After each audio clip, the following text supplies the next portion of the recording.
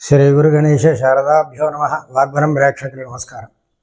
September 1వ తేదీ నుంచి 30వ తేదీ వరకు మిథున రాశి వారికి గోచార స్థితి ఏ విధంగా ఉందని పరిశీలించే ముందు, మీనంలో శని, మేషంలో చంద్రుడు, కుంభంలో రాహువు, మిథునంలో కుజుడు 18వ తేదీన కర్కాటకంలోకి ప్రవేశిస్తాడు. 17వ తేదీన రవి కన్యలోకి ప్రవేశించడం, 26వ తేదీన బుధుడు తులలోకి ప్రవేశించడం, శుక్రుడు 2వ తేదీన ఈ తులలోకి ప్రవేశిస్తాడు. అయితే గోచార పరిస్థితి ఏ విధంగా ఉంది అని మిథున రాశి వారికి ఈ మాసంలో కొన్ని విషయాల్లో తొందరపాటు తొట్టుపాటు వస్తుంది. మాట కొంచెం తొందర అనేటువంటి జరుగుతుంది. ఆ తొట్టుపాటు మాట వల్ల కొన్ని ఇబ్బందికరమైనటువంటి పరిస్థితులు ఏర్పడేటువంటి పరిస్థితి ఉంది. యువకులతోటి కొంతమంది శ్రామికులతోటి యూనియన్లతోటి దెబ్బలాడేటటువంటి పరిస్థితులు ఏర్పడుతుంటాయి. వాళ్ళతో వివాదాలు ఏర్పడతాయి. కొంచెం చిరాకు చేసేటువంటి పరిస్థితి కనబడుతుంది.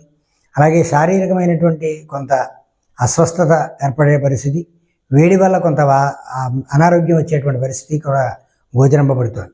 అయితే 17వ తేదీ నుంచి కొంచెం జాగ్రత్తగా ఉండవలసినటువంటి పరిస్థితులు ఉంటాయి. అలాగే వ్యాపారపరమైనటువంటి విషయాల్లో ఇప్పటిదాకా జరుగుతున్నటువంటి ఒక చక్కటి అనుకూలమైనటువంటి వాతావరణం ఏదైతుందో అది 18వ తేదీ నుంచి కొంచెం ఇబ్బంది పెట్టేటువంటి పరిస్థితిగా కూడా కనబడుతుంది. అయితే విలువైనటువంటి వస్తువుల విషయాల్లో కొంత జాగ్రత్త అవసరం. మీ ఆలోచన ఏదైతే ఉన్నదో ఆలోచన సరైన నిర్ణయంగా తీసుకుని మీకు ఇంట్లో ఉండేటువంటి బంగారం ఏదైతే ఉందో దాన్ని ఎక్కడైనా లాకర్లో పెట్టడం అనేటువంటిది చాలా మంచిది. ఆ ఆలోచన మీకు వస్తుంది. ఆ ఆలోచన చాలా ఉన్నతమైనదిగా మీరు బయటపడ్డాం ఇబ్బందుల నుంచి అనేటువంటి ఒక భావన కలుగుతుంది. ఆ విధంగా మీరు విలువైనటువంటి వస్తువులను కాపాడుకునేటువంటి ప్రయత్నం చేయవలసిన అవసరం ఉంటుంది.